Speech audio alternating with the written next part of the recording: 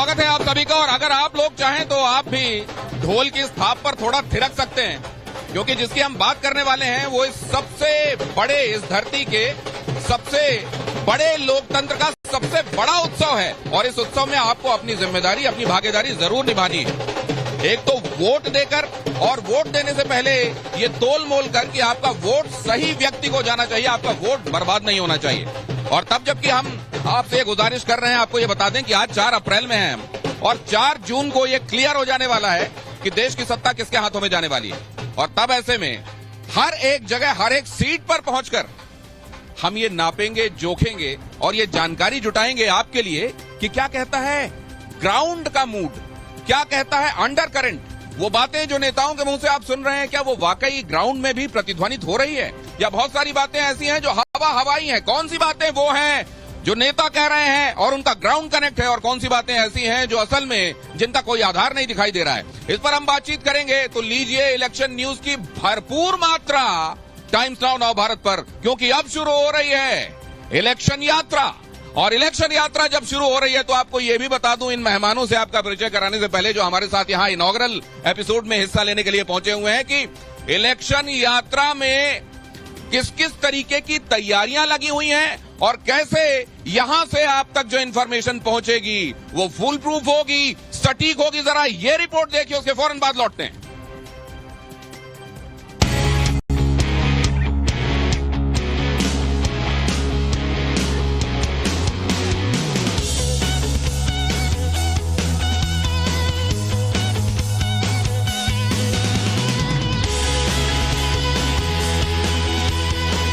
का स्मरण करते हुए सब कुछ निर्विघ्न हो, इसके लिए भगवान से प्रार्थना करते हैं। 2024 के चुनाव में सबसे बड़ा सवाल जो आपके मन में, उसका जवाब आपको मिलने वाला है। नरेंद्र मोदी क्या 400 पार कर रहे हैं, ये अब सीधे देश की जनता बताएगी। आपके अपने चैनल टाइम्स नाउ नव भारत अब इलेक्शन बस के जरिए आपके घर तक पहुंच रहा है। ये इलेक्शन यात्रा ऐसी है जिसमें हम देश के कोने कोने तक पहुंचेंगे, आपके शहर तक, आपके मोहल्ले तक। इसी हाईटेक इलेक्शन बस में पूरे टीवी चैनल का सेटअप है, जिसके जरिए लाइव टेलीकास्ट होगा, जिसमें गेस्ट भी आप होंगे, सवाल भी आपके होंगे और देश का मूड भी आप बताएंगे। 2024 दिनेश जी की नजरों से, टाइम्स नाउ नव भारत की नजरों से आप देखेंगे पूरे देश का मिजाज और कहां कितनी सीटें, क्योंकि सीटों के बिना तो कोई गिनती है नहीं इलेक्शन में। और इलेक्शन का मतलब भी है कि अगर ग्राउंड जीरो पर जाकर अगर आप नब्ज टटोलने की कोशिश नहीं कर रहे हैं, नहीं समझ रहे हैं अगर, तो फिर क्या ही इलेक्शन कवर कर रहे हैं। इसीलिए टाइम्स नाउ नव भारत ने तय किया कि हम अपना जो फ्लैगशिप प्रोग्राम है वो लोगों के बीच से करेंगे। अगले 60 दिनों तक अब देश के कोने कोने की चुनावी खबर सबसे पहले टाइम्स नाउ नव भारत पर आप देखेंगे। शुभ यात्रा पर हम निकल रहे हैं, क्योंकि हमारा काम है जनता की आवाज, और जनता के मन में क्या है जानना। तो आज से यात्रा शुरू, और जनता की आवाज और जोर से आनी शुरू। सिर्फ आपकी आवाज ही नहीं, इलेक्शन की पूरी एनालिसिस भी साथ साथ होगी। कौन कौन से मुद्दे हॉट बन रहे हैं और किस पार्टी का पलड़ा भारी है, सब कुछ ऑन द स्पॉट। लोग जो घर पर बैठकर जानना चाह रहे हैं हर एक सीट के संदर्भ में, वोटर के मिजाज के संदर्भ में, हम ये वादा करते हैं आपको कि उस सीट पर ये शो देख लेने के बाद किसी कंफ्यूजन की गुंजाइश नहीं रहेगी। दावा करता हूं, वादा करता हूं, ज्वाइन कीजिएगा।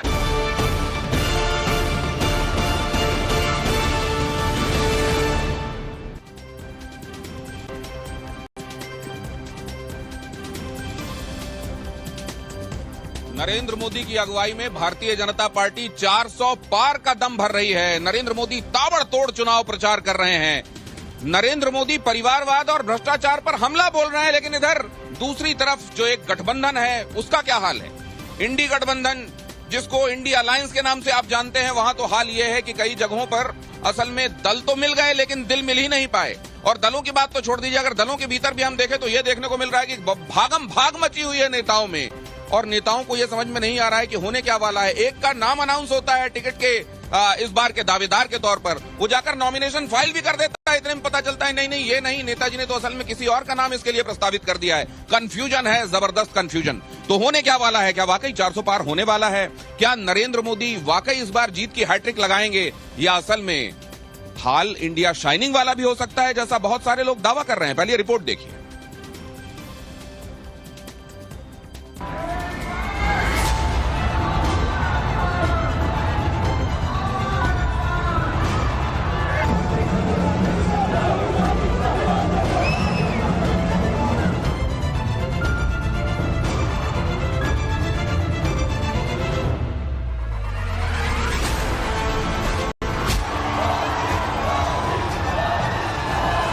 ये संविधान को बचाने की लड़ाई है। 2024 के चुनाव की रणभेरी बज चुकी है। लोकसभा के पहले चरण के चुनाव में अब चंद दिन का समय ही बचा है। एक तरफ नरेंद्र मोदी की अगुवाई में बीजेपी का एनडीए गठबंधन है, तो दूसरी तरफ 28 दलों का इंडी गठबंधन। नरेंद्र मोदी और बीजेपी धुआंधार प्रचार में जुटे हुए हैं। नरेंद्र मोदी हर स्टेज से अब की बार 400 पार का नारा दे रहे हैं, 400 सीट जीतने का दम भर रहे हैं। साथ ही भ्रष्टाचार पर इंडी गठबंधन पर करारा प्रहार कर रहे हैं। भ्रष्टाचार के मुद्दे पर मोदी विपक्षी दलों पर कैसे हमलावर है, इसके लिए पीएम मोदी का आज का ही बयान सुन लीजिए, जो उन्होंने बिहार के जमुई में चुनावी रैली में दिया। भ्रष्टाचारी कान खोल करके सुन ले, ये मोदी नहीं आया, 140 करोड़ देशवासियों का भ्रष्टाचारियों के प्रति गुस्सा निकल करके आया है।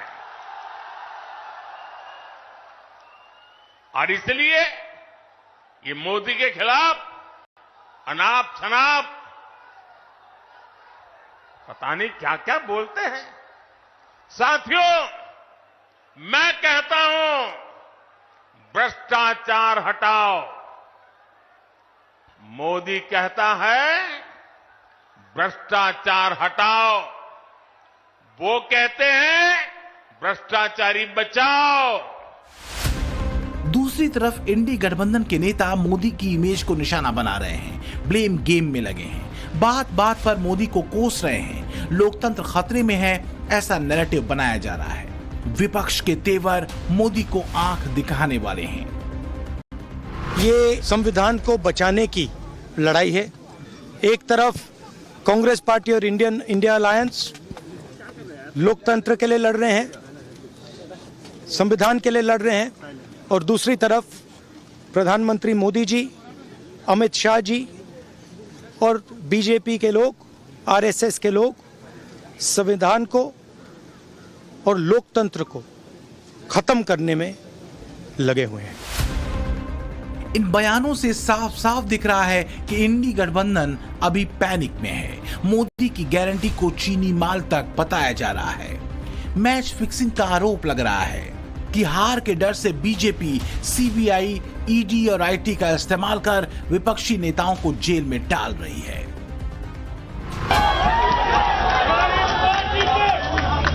सबसे बड़ा नेता अरविंद केजरीवाल, मनीष सिसोदिया, सत्येंद्र जैन को इन जेल की सलाखों के पीछे रखा गया है।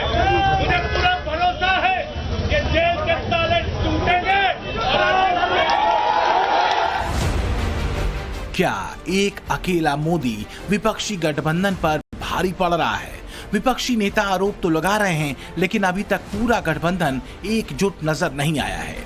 गठबंधन तो छोड़िए, पार्टी भी एकजुट नहीं नजर आ रही। कांग्रेस का हाल तो ऐसा है कि 24 घंटे में 3 नेताओं ने पार्टी छोड़ दी। बॉक्सर विजेंद्र सिंह, संजय निरुपम और आज गौरव वल्लभ ने भी कांग्रेस को टाटा बाय बाय बोल दिया, जिसमें 2 नेताओं ने बीजेपी का दामन थाम लिया है। तो इधर समाजवादी पार्टी अपने उम्मीदवारों को ही बदलने में बिजी है। हर रोज कैंडिडेट बदले जा रहे हैं। एक सीट से ही 3-3 कैंडिडेट्स का नाम बदला जा रहा है। पार्टी 6 से ज्यादा सीटों पर उम्मीदवार बदल चुकी है। आम आदमी पार्टी के मुख्यमंत्री शराब घोटाले में जेल में हैं, 2 मंत्री जेल में हैं, तो बिहार में आरजेडी कांग्रेस गठबंधन में भी सब ठीक ठाक नहीं चल रहा है। यही हाल महाराष्ट्र में है। ओर भारतीय जनता पार्टी के नेतृत्व में एनडीए गठबंधन है और चुनाव परिणाम के बारे में लोग पहले से आश्वस्त हैं। दूसरी ओर वे लोग हैं जो दल को तो मिलाना चाहते हैं लेकिन उनके दिल ही नहीं मिल पा रहे हैं। ऐसे में क्या 2024 में मोदी को रोकने का इंडी गठबंधन का यह हथकंडा कामयाब होगा? क्या विपक्ष के ब्लेम गेम से मोदी की इमेज डेंट होगी या फिर ब्रांड मोदी एक बार फिर बम्पर जीत के साथ हैट्रिक लगाएगा? Bureau report, times now, Navbharat.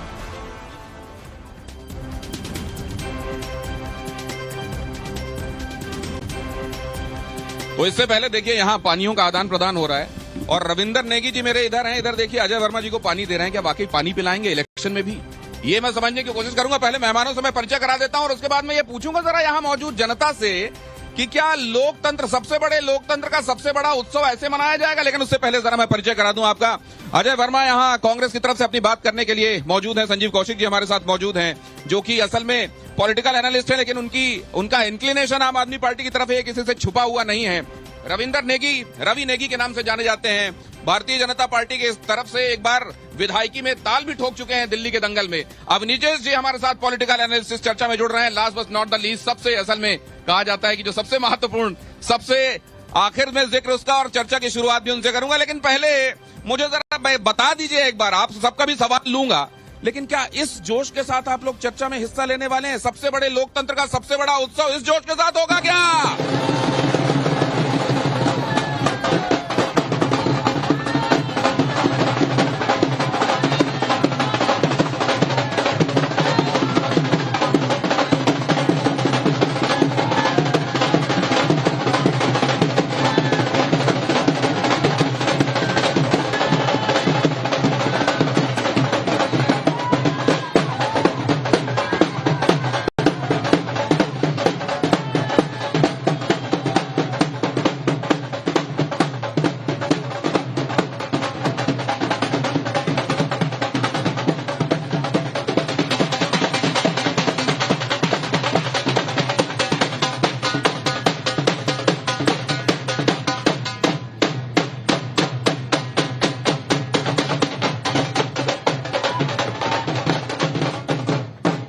और उधर गौरव भी बैठे हुए हैं गिटार थामे हुए। और आज एक चैलेंज देता हूं मैं आपको, यहां डिबेट का जिस तरह का मूड होगा, बैकड्रॉप में आपके सामने उसी तरह का म्यूजिक रखने का चैलेंज है। बताइए, करेंगे?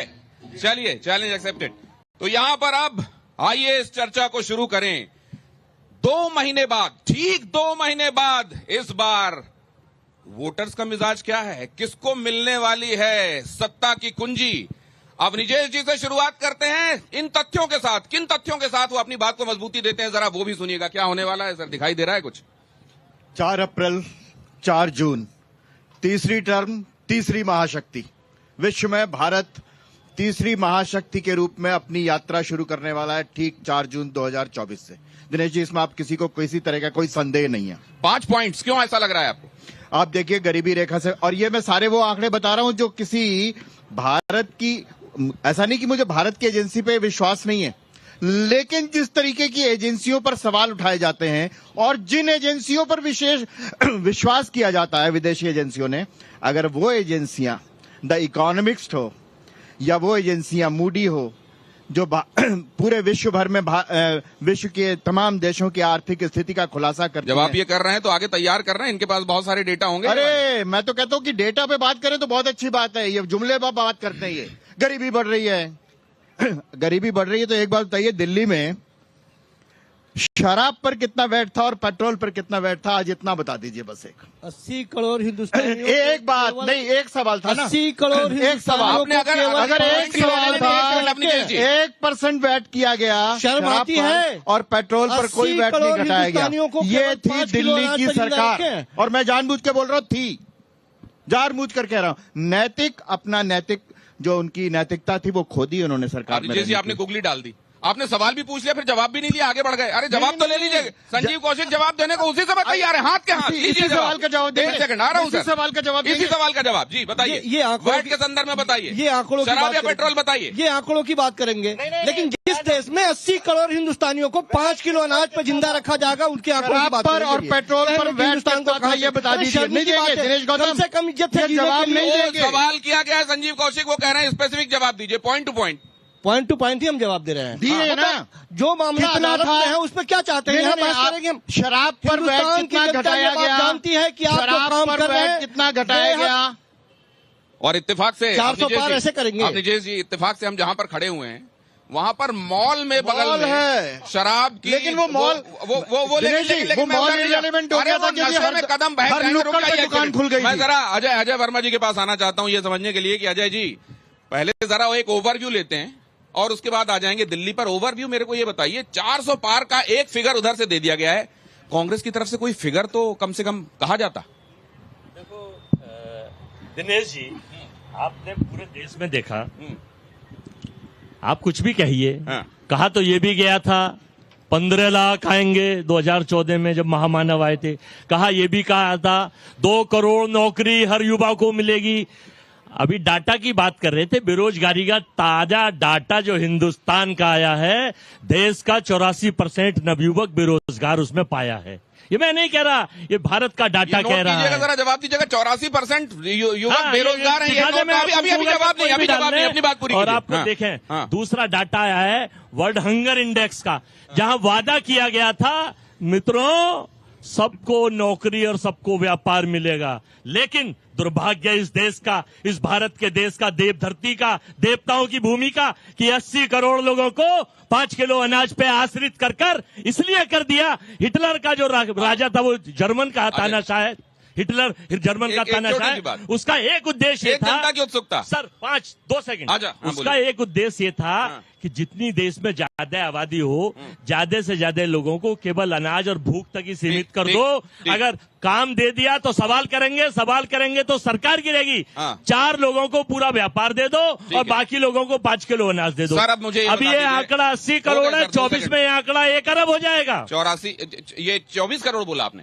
80 करोड़ और ये 1 अरब हो जाएगा। लेकिन उससे पहले मैं ये जरा जानना चाहता हूं, देवभूमि की बात की गई, भारतवर्ष की बात की गई, देवताओं की इस पावन धरती की बात की गई, तो आपके यहाँ के नेता ये इल्जाम लगाते हुए कि सनातन का अपमान हो रहा है, सनातन विरोधी नारे मैं नहीं लगा सकता, क्यों जा रहे हैं? कब हमारे किसी नेता ने कोई सनातन का नहीं करा? गठबंधन में अगर बहुत सारे लोग हैं तो आप फिर गॉडसे की भाषा सुन लीजिए, राजभर की भाषा सुन लीजिए, निषाद की भाषा सुन लीजिए, गले में माला लटकाए घूमते हैं भाजपा के प्रधानमंत्री, उनको आइए राजभर जी लाल कारपेट आपके लिए है, कैबिनेट मंत्री बनिए, लोकसभा सीट लीजिए। What means of this? ये क्या है? वो कौन है? राजभर की भाषा सुनाऊं लोगों को? आपके गठबंधन के सहयोगी आपके सुनते नहीं? नहीं, मेरी समझ लीजिए। अरे देखिए इस लोकतंत्र में, भारत में लोकतंत्र है, अपनी अपनी बात, कोई कांग्रेस ने, गठबंधन के नेताओं की बात पूरी लगती है कि नहीं लगती? कभी भी सनातन विरोधी कोई स्टेटमेंट नहीं दिया। तो आपको अपने गठबंधन के दलों की वो बातें पूरी लगती है कि नहीं लगती? वो बातें पूरी लगती है नेता का? आपके गठबंधन के नेताओं की बातें बुरी लगती हैं जो सनातन के विरोध में बात करते हैं? देखिए मैंने क्या कहा, हिंदुस्तान में freedom of speech, freedom of, मैं आपको गाली दे दूंगा? नहीं, आप दे सकते हैं, आप मुझे दे देंगे? ये लोकतंत्र है। नहीं, आप मुझे गाली दे देंगे, मैं आपको दे दूंगा। आपके पास अगर मैं आपके बारे में कोई ऐसी बात कह दूंगा जो नहीं कहनी चाहिए। आपके पास अगर ईडी, सीबीआई, आईटी और पावर है तो आप फ्रीडम ऑफ स्पीच, गाली देना freedom of speech. Gautam ji देख लिया आपने? धंधा, हेमा मालिनी को गाली दो और धंधा दो, कंगना रनौत को गाली दो।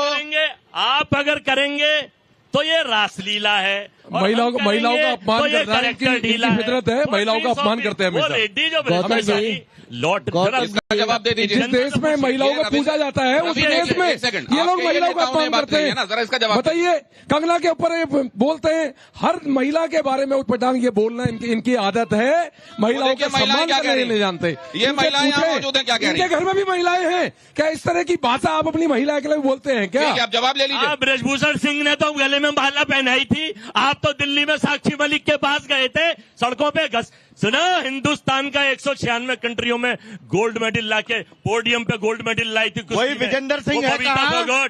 अरे वो विजेंदर सिंह क्यों आ गया? विजेंदर सिंह क्यों आ गया? आज वो कांग्रेस का बिहार का नेता वो भी आ गया, आज शामिल हो गया। बिहार का नेता कांग्रेस का, उसने कहा सनातन धर्म की बेइज्जती करते हैं ये लोग, मैं उस दल में रहकर क्या करूंगा। आज कांग्रेस का बड़ा नेता बिहार का वो शामिल हुआ भाजपा में, क्यों छोड़ रहे हैं? क्यों कांग्रेसी भाजपा में आ रहे हैं? बताइए, जवाब दीजिए। स्वराज लेने आए थे, शराब ले आए, स्वराज लेने आए थे, शराब लेकर आ गए। ये लोग बोलेंगे जो कहते थे स्वराज लाएगी रामलीला मैदान में, पर शराब की बोतलें ले आए। शर्म नहीं आई इन लोगों को? जिस देश में भोलेनाथ की नगरी काशी को कलंकित कर दिया, भाजपा के जनता यहाँ पर मौजूद है। आप लोग भी अपना तैयार रखिएगा सवाल, मैं आपके पास आऊंगा, लेकिन उससे पहले अजय वर्मा जी उधर की जो बातें आप गिना रहे हैं, मैं तो सिर्फ आपसे अरे नहीं, एक दूसरे की गाली गिनाई जाएगी क्या? एक दूसरे की गाली गिनाई जाएगी? मैं जरा जनता के बीच में जाता हूँ, रुक जाइए। जनता के बीच में शर्म नहीं आती है? शर्म, बिल्कुल शर्म भेज दी इन्होंने। सारे मंत्री क्या चल रहा है माहौल? क्या म्यूजिक है? सारे मंत्री जेल में। सर शर्म नहीं है यहाँ पे? थोड़ा जोश भर रहे हैं और साथ में ये टेम्परेचर बढ़ने लगा है। देखिए अभी अप्रैल की 4 तारीख में है आप, लेकिन सियासी टेम्परेचर क्या हो रहा है जरा देख लीजिए मंच पर। और यहाँ से सवाल बहुत छोटा रखिएगा, किससे सवाल है जल्दी से पूछे। अजय भाई से। अजय भाई ने कहा हमने धर्म पे कभी टिप्पणी नहीं की, तो कांग्रेस ने धर्म ही समाप्त करने का बिल्कुल प्लान बना लिया था। राम का अस्तित्व तो बिल्कुल नकार करके सुप्रीम कोर्ट में हलफनामा दे दिया। जवाब लीजिए अजय वर्मा। आप बिल्कुल सही कह रहे हैं कि हलफनामा दिया गया था, अस्तित्व मिटाने का नहीं। पूरी सुन लें आप, जवाब भी आपका नाम है मेरे भाई। जो राम को काल्पनिक बताते थे, अजय वर्मा तो आप बता दीजिए। काल्पनिक बोलते थे राम भगवान को। अजय वर्मा से सवाल कर रहे हैं, बेचैन मत हो, असलियत खुल रही है ना। राम को दूसरा वाला हलफनामा मैं आपको नंबर अभी ले रहा हूँ, कॉपी भेज दूंगा। हमने सुधार करके माफी मांग के दूसरा हलफनामा दे दिया था। अब आप जितेंद्र सिंह के स्टेटमेंट पे माफी मांगना पुरानी आदत है। अरे तुम तो माफी नहीं मांगते। अरे उनको जवाब देने दीजिए, 1 मिनट में आपके पास। अब आप जितेंद्र सिंह की बात सुन लीजिए। केंद्रीय मंत्री भारत सरकार है, जम्मू कश्मीर से आते हैं। लोकसभा में, इस लोकसभा संसद के दौरान आपकी जानकारी को बताऊं, वो स्टेटमेंट है, गूगल पे डालना या मैं रिकॉर्डिंग भेज दूंगा। उन्होंने कहा कि ये जो राम सेतु है इसका अस्तित्व कभी था ही नहीं, हमें देखना पड़ेगा। ये जितेंद्र सिंह ने कहा है, भारत सरकार ने कहा है, तो हमारे के लिए आप आरोप करते हैं। कोई तथ्य बताओ, एक तथ्य लाओ उसका। कहाँ पे कहा उन्होंने? केंद्र संसद में भाई। झूठ बोलते हैं, झूठ। उन्होंने कहा आपने सुना? मैंने नहीं सुना, आपने किया ना, वो सारे पूरे देश ने सुना। पूरे ये फैक्ट चेक के लिए अपनी जेएलसी के पास जाएगा, लेकिन उससे पहले राहुल गांधी तो ये कहते हैं मंदिर में लड़कियों को छेड़ने जाते हैं। आप बताइए, उसका जवाब दीजिए ना। आपने सुना? क्या जवाब है आपके पास? बताइए। ऐसी टच। हाँ बिल्कुल सुना था, मीडिया के माध्यम से सबने सुना था। राहुल गांधी के पास थे, बिल्कुल आप मीडिया के माध्यम से। सवाल भी अजय वर्मा जी से है। अब अजय वर्मा जी से सवाल पूछना चाहते हैं। अगर वो ये कहते हैं केजरीवाल हर बात में कहते हैं केंद्र हमें रोकती है, तो केंद्र रोकती है, अगर वो उनका सामना ही नहीं कर पा रहे तो जनता किस बात पे वोट दे? कौशिक जी से बात कीजिए, संजीव कौशिक बताएंगे इस बारे में। संजीव कौशिक जवाब दीजिए। जवाब दिया नहीं। देखिए मैं आपको बता रहा हूँ, जब आपको ये पता है कि 1 पैसा मिलेगा नहीं, रेड्डी जिससे 45 करोड़ चंदा लिया जेल में जा रहा है, तो चंदा वो लॉटरियों से बर्बाद होते हैं ना बहनों के घर। अरे भाई सुना, यहाँ बैठ के 1394 करोड़ वो शरद जो मलेशिया में बेटर था उसको बुला के निर्मला सीतारमण ने दिसंबर 22 में संसद में एक मीटिंग करी और लॉटरी को अलाउ करा, जिससे लाखों लोग मरते हैं। और उस लॉटरी से उसने 1400 करोड़ रुपए चंदा दिया भाजपा को। लॉटरी किंग ने आपकी बात का जवाब। अच्छा आप लॉटरी किंग ने चंदा दिया। मैं रवि नेगी जी से क्वेश्चन करूंगा। सरकार की नीति और नीयत बिल्कुल। ये मैंने भगवा धारण कर रखा है, ये टोपी पहनी है, ये पहनी है। कांग्रेसी हमको जहाँ भी देखते हैं वो कहते हैं जी आप भाजपा वाले हो। मतलब ये खुद मानते हैं जितना भी हिंदू है भगवा को पहनता है वो भाजपा ही। वाह वाह वाह वाह वाह वाह। सुनिए जवाब ले लीजिए। देश का हर व्यक्ति सनातन धर्म का व्यक्ति है और वो अपनी सनातन धर्म को आगे बढ़ाने के लिए चाहता है। और जिस प्रकार देश की सरकार मोदी जी जो सनातन धर्म के लिए काम कर रहे हैं, हर देशवासी अपने आप को फख्र महसूस करता है कि आज नरेंद्र मोदी जी हमारे देश के प्रधानमंत्री हैं। इसीलिए ये चैलेंज दिया गया था कि क्या राहुल गांधी आकर भगवा ध्वज हाथ में लेकर राहुल गांधी दोहरा चरित्र है। जब ये नमाज नमाज पढ़ने गोल टोपी पहनकर जाते हैं और उसके बाद ये लोग शिव मंदिर में भी घुस जाते हैं, अपने आप को हिंदू। चलिए एक और सवाल आ रहा है। ये सभी दोहरा चरित्र इनका। नहीं, किससे सवाल है आपका? सभी पार्टियों से। मैं अपनी जी से लूंगा इसका। कॉमन क्वेश्चन है, यहाँ गेस्ट टीचर और कहते हैं प्रोफेसर हैं और कहते हैं कॉन्ट्रैक्ट पे जो है एडमिशन है। हाँ, तो उनको परमानेंट क्यों नहीं किया जा रहा? ये एक बड़ी ये ऐसी बात है जो हर जगह से। दिनेश, मैं जवाब देता हूं। हाँ प्लीज। ऐसा है कि पिछले लगभग 8-10 महीनों में दिल्ली विश्वविद्यालय में जो अब तक 7,000 के करीब एडहॉक टीचर्स थे, उनको 7 महीने के अंदर परमानेंट किया गया है केंद्र सरकार के द्वारा। लेकिन दिल्ली सरकार के अधीन जो 12 कॉलेज हैं, उसमें पिछले 6 महीने से तनख्वाह तक नहीं मिली है। बाकी सब चीजों के लिए है, शीश महल के लिए पैसा है, लेकिन दिल्ली सरकार के प्रोफेसरों के लिए पैसा नहीं है। दिल्ली गवर्नमेंट की मैं बात कर रहा हूं, वहां पर कहते हैं बच्चों की एज निकलती जा रही है और वो परमानेंट हो रही है। वो दिया उन्होंने जवाब। उसके बाद कहते हैं उसका क्या आगे सोल्यूशन है बच्चों के लिए? तो आप इसके लिए दिल्ली सरकार को जिम्मेदार मानते हैं? दिल्ली सरकार कहते हैं डालती है केंद्र सरकार। संजीव कौशिक जी से जवाब लीजिए इसका। संजीव कौशिक शराब बेचने के लिए केंद्र सरकार यहाँ नहीं थी। यहाँ जितने भी लोग खड़े हैं, पहले तमाम लोगों से एक विनम्र आग्रह है, धर्म के चक्कर में मत पड़िए, अपने बच्चों के भविष्य के बारे में देखिए। आप रोजी रोटी के बारे में बात कीजिए, महंगाई के बारे में बात कीजिए।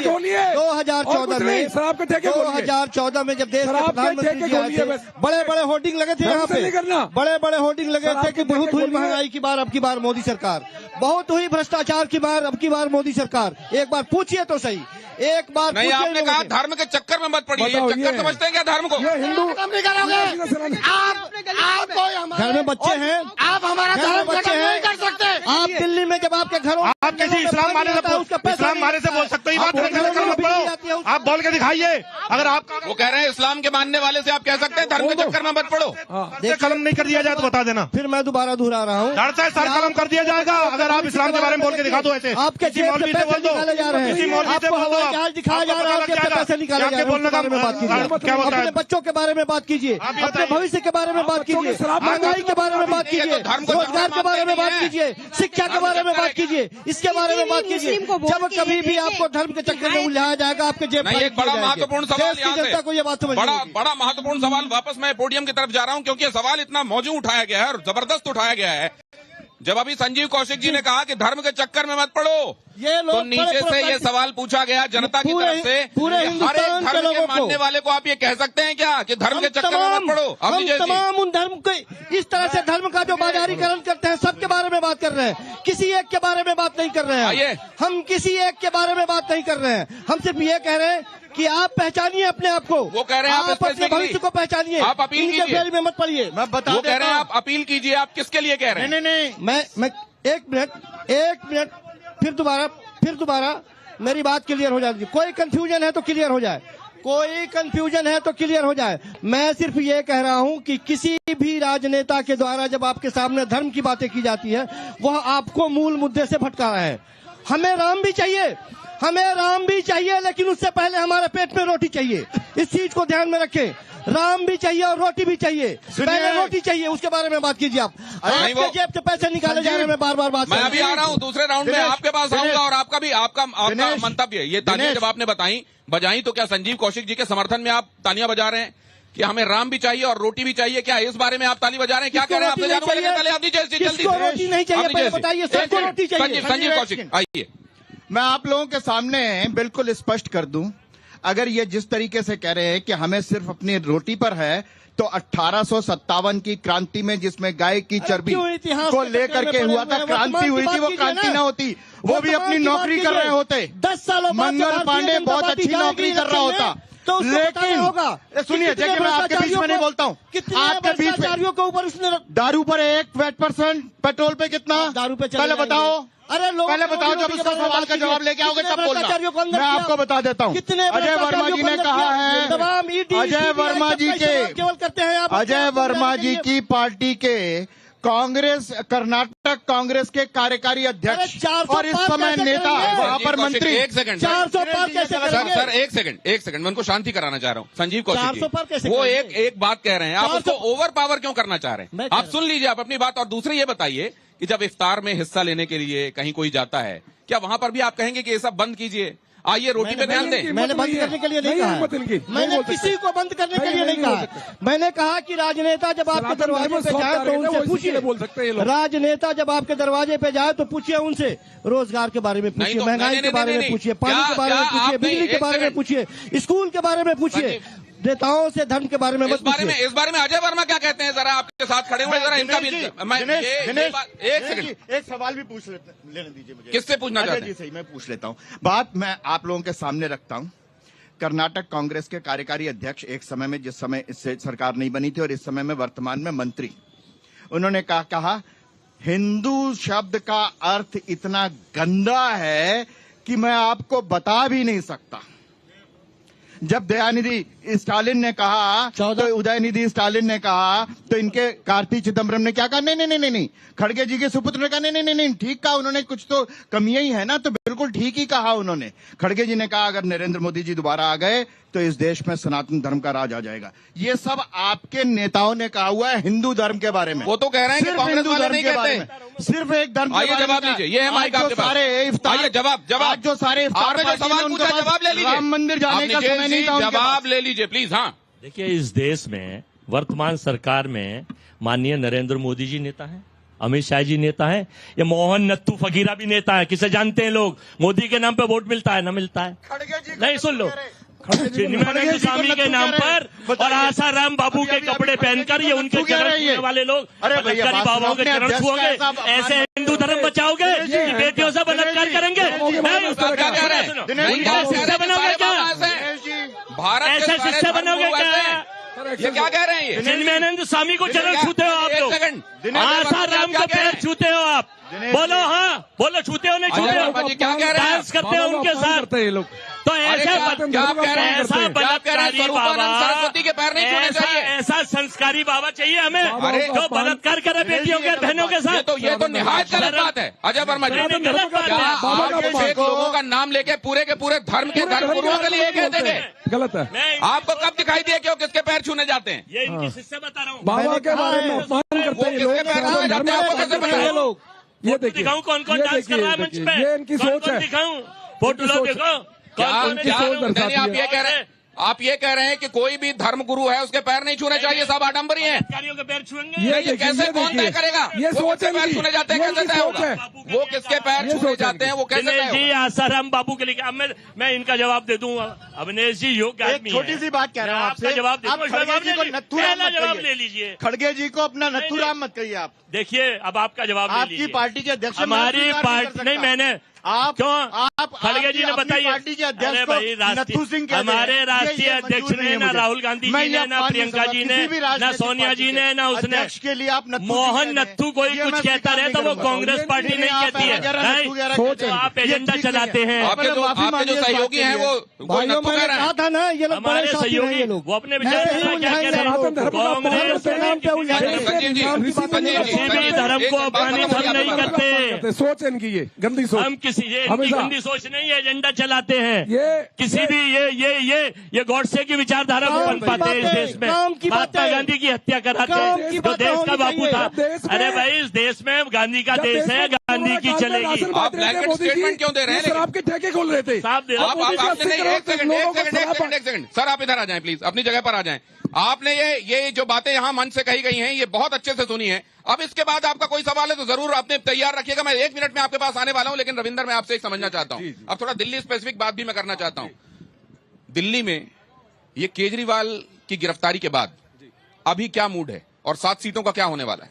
7 सीट में एक तरफा जीतेंगे और सांसद मोदी जी के सारे सांसद बनेंगे और मोदी जी को तीसरी बार जो सपना पूरा देश, पूरा भारत, पूरा वर्ल्ड है चाहता कि तीसरी बार सबसे मजबूत अर्थव्यवस्था के तौर पर देश बने, उसके लिए लोगों ने, आप बोलने मत बीच में, उसके लिए लोगों ने मन बना लिया है। मैं इनसे इतना पूछना चाहता हूँ, एक छोटा सा 14 या 19 सब बार आप पूरी जीते, आप डिफेंडिंग चैंपियन हैं, आपके पास खोने के लिए है, पाने के लिए दिल्ली में आपको दिल्ली में 7 सीट आएंगी और 7 आप लोग क्या कर रहे हैं? दिनेश जी 25 साल से ज्यादा हो गए इन लोगों को दिल्ली की तरफ देखते हुए। कोई रास्ता नहीं दिखाई दे रहा इन लोगों को। कैसे जीतेंगे साथों? दिल्ली के लोगों को धमका के जीतेंगे, पानी बंद कर देंगे, बिजली बंद कर देंगे, शिक्षा खत्म कर देंगे, बसों की यात्रा खत्म कर देंगे, ऐसे जीतेंगे? दिल्ली को धमकाते हैं हम राष्ट्रपति शासन लागू कर देंगे, ऐसे जीतेंगे आप लोग? अरे मुख्यमंत्री को जेल में डाल के जीतेंगे, कैसे जीतेंगे? व्यापारियों को जेल में भेजते हैं, चंदा लेते हैं, चंदा देते हैं, 7 सीट हार रहे हो दिल्ली में। ये 2 करोड़ वोटर कह रहा है, आपके कार्यकर्ता और आपके एजेंडा और आपके जो लोग हैं ना, जो आपके वो नहीं कह रहे 7 सीट हार रहे हैं, नोट करो। और 4 तारीख को हम बैठेंगे। को गाली देते थे, परसों शकल देखना पसंद नहीं करते थे। एक सेकंड, ये एक हो गए। आप ही लोग तो प्रेस कॉन्फ्रेंस करके बताया करते थे कि शराब घोटाला कैसे हुआ। आज दोनों एक हो गए। बताना चाहता हूँ, मैंने पूछा सवाल। कांग्रेस को गाली दे के सत्ता में आए, शीला को गाली दे के सत्ता में आए, जो और आज वही लोग हाथ मिला लिए। शराब इनको आती नहीं है। कोरोना काल में जब मोदी जी राशन बांट रहे थे, ये शराब की दुकानें खोल रहे थे। बताइए, शराब इनको आती नहीं है। जवाब शराब के दलाल बताएंगे हमें। भाषा शैली संसदीय रखिए, आप छोड़िए, आप भाषा शैली संसदीय रखिए। आपका केजरीवाल क्या कहता है हम ये बताइए। हम विजय माल्या को पैसे देकर हिंदुस्तान से नहीं भगाते। हम नीरव मोदी को सुनो, आप लॉटरीबाजों के दलालों, उनसे चंदा ले रहे हो, धंधा दे रहे हो उन्हें। ठेके देखो यहाँ पे, ठेके शराब के ठेके यहाँ देखो कितने खोले केजरीवाल। निर्मला सीतारमण के पति, केंद्रीय मंत्री, भारत सरकार के पति मित्र मंत्री जी ने ये कहा है कि ये जो घोटाला है संसार का सबसे बड़ा घोटाला है और इसका फल आपकी सरकार और आपको मिलेगा। एक बहुत बड़ा घोटाला है। कितनी दिल्ली की सीटें कितनी आ रही हैं आप लोगों की झोली में, ये तो आप बताने। अवनीश जी के पास जाने दीजिए मुझे। एक सेकंड सर अवनीश जी। अरे सर आप तब तक खोलिए, उधर जाने दीजिए मुझे। दिनेश जी अभी संजीव कौशिक ने कहा कि 25 साल से नहीं भाजपा वाले देख रहे हैं। 2014 में, 2019 में आपकी कितनी सीटों पर जमानत जब्त हुई थी? सब में जमानत। कितनी सीटों पर जमानत जब्त हुई थी ये बता दीजिए। आखिरी बार नहीं, सवाल का जवाब देना, कुछ मत करना। आखिरी बार आप ये बताइए 2014 और 2019 के लोकसभा चुनाव में आपकी कितनी सीटों पर जमानत जब्त हुई? कह रहे हैं कि ये हिंदुस्तान का नहीं संसार का सबसे बड़ा वांड घोटाला है और नरेंद्र मोदी सरकार वापस जा रही है। ये मैं नहीं कह रहा, वित्त मंत्री। एक सेकंड सर, मैं यहाँ पे जनता से एक बहुत क्विकली पूछ लेता हूँ। ये कह रहे हैं कि भारतीय जनता पार्टी ने, केंद्र की सरकार ने घोटाला किया। आप में से कितने सहमत हैं? हाथ उठाइए जरा। घोटाला किया है बीजेपी ने, बीजेपी की सरकार ने केंद्र में। अच्छा, आम आदमी पार्टी ने घोटाला किया और इसलिए उनके नेता जेल के अंदर हैं, ये कितने लोग मानते हैं? ये समर्थक है भाजपा के। ये लीजिए, ये भाजपा के समर्थक हो गए। समर्थक है ये सब लोग, बिल्कुल ये भाजपा के समर्थक हो गए। नहीं, आपने कुछ पढ़ के सुनाया, उन्होंने हाथ खड़े किए, वो भाजपा के समर्थक हो। हम भी लेके आ जाते अपने 50 लोग, तो फिर हमारे नारे लगते। ये प्लांटेड चीजें हैं, पूरा देश जानता है। तैयारी अच्छी नहीं है, कोई दिक्कत नहीं है, आपकी तैयारी नहीं है अच्छी। समर्थक लेके आप क्यों नहीं आए? हमें ये वोट हमें देंगे, नोट कर लो अजय जी, ये वोट हमें देंगे। अजय जी सुन लीजिए, दिनेश जी अभी उन्होंने क्या कहा, अभी आप पिछले दिनों के वक्तव्य सुन लीजिए, तो उसमें कहेंगे कि ये तो पहले मैच फिक्स हो चुका है, जीत चुकी है, नरेंद्र मोदी की सरकार बन रही है। हार मान चुके हैं आपके नेता भाई अजय जी। काहे को हार मान चुके हैं अजय जी? या लड़ाई लड़नी है, नतीजा कुछ भी हो। दिल को बहलाने को गालिब ये ख्याल अच्छा है। राहुल गांधी के लिए बहलाने को गालिब ये ख्याल अच्छा है। राहुल जी के लिए कह रहे हैं आप ये। उन्होंने कहा मैच फिक्स हो चुका है, नरेंद्र मोदी तीसरी बार आ रहे हैं, उन्होंने कहा ये। आप बहुत अच्छा पक्ष रखते हैं, क्योंकि आपका काम ही है कि ये हल्के पड़ जाए तो सपोर्ट करें। आपका तो मैं बड़ी तारीफ करता हूँ दिनेश जी। करनी पड़ेगी, नहीं सुनो ना, करनी पड़ेगी भाई। 2024 में हम फिर यहाँ 4 तारीख को बैठेंगे, स्टूडियो बैठेंगे, और ये हमारे लोकप्रिय मतदाता, आप हमारे देवतुल्य मतदाता हैं। ये अलग बात है, आप किसी को तो वोट, आप देवतुल्य मतदाता हैं, लेकिन हमारी लड़ाई उस विचार से, उस सोच से है जो बेटियों पे अत्याचार होता है, जो व्यापारियों को जीएसटी से मारता है, जो नौकरा युवाओं को नौकरी नहीं मिलती। जनता के बीच में आ गया हूं मैं, एक बार फिर से जनता के बीच में हूं। 4 तारीख को जब आप मिलेंगे जून में, तो फिर कहीं मशीन पे ठीक रहा तो नहीं फोड़ने लगेंगे ईवीएम पे? उस पर तो अभी से फोड़ेंगे, अभी से फोड़ रहे हैं, अभी से फोड़ेंगे। अच्छा ये बताइए, ये चुनावी मैदान में भी हैं और ईवीएम का रोना भी रोते हैं। अगर मशीन से शिकायत है तो बॉयकॉट क्यों नहीं करते? जहां पर जीतते हैं वहां क्यों नहीं रोते, ये तो बताइए। केजरीवाल जब 67 सीट लाए थे तब क्यों नहीं रोए भाई? रोना अब रहोगे 63 सीट आई तब नहीं रोए, वायनाड में राहुल गांधी जीते तब नहीं रोए, अरे तभी तो ईवीएम से ही जीती थी। आपको स्टाइल नहीं पता कि किस तरह से सारी नहीं होती, फिर तो मैसेज ही खराब हो जाएगा। आपने शुरू से चोरी की है, इसलिए वही आदत पड़ी हुई है आपकी। आडवाणी जी ने कहा था, ये इनके मंत्रियों ने कहा था। यूपी छोड़कर, उत्तर प्रदेश छोड़कर केरल वायनाड से क्यों लड़ रहे हैं? पूरा देश हमारा है, RSS की तरह अपनी जगह क्यों बदलना पड़ रहा है? देश हमारा है। नरेंद्र मोदी गुजरात से आके बनारस क्यों लड़ रहे हैं? नहीं, यहाँ से क्यों लड़ रहे हैं? वो इसका मतलब डर के भाग रहे हैं। भैया देश हमारा है, और अब वायनाड भी हमारा दिल है, बनारस भी हमारा दिल है, गुजरात भी हमारा दिल है। भारत एक नहीं है, अमेठी रायबरेली नहीं गिन रहे हैं। यूपी हमारा दिल है। दिनेश जी, हम एक छोटा सा, अजय जी ने कहा कि नरेंद्र मोदी बनारस से क्यों लड़े, गुजरात से आकर के, इसलिए अमेठी से गए। राहुल गांधी अमेठी से हारे, नरेंद्र मोदी बड़ौदा और बनारस दोनों जगह से जीते। और इस बात पर इस चर्चा को विराम देते हैं। और अभी तो ये शुरुआत है, अभी तो ये अंगड़ाई है, और अभी तो हमने बस में बस चाबी लगाई है। आइए सब मेहमानों का अपने धन्यवाद करते हुए और यहाँ की प्यारी सी जनता का धन्यवाद करते हुए आप सभी से विदा लेते हैं। लेकिन कैसा माहौल रहेगा?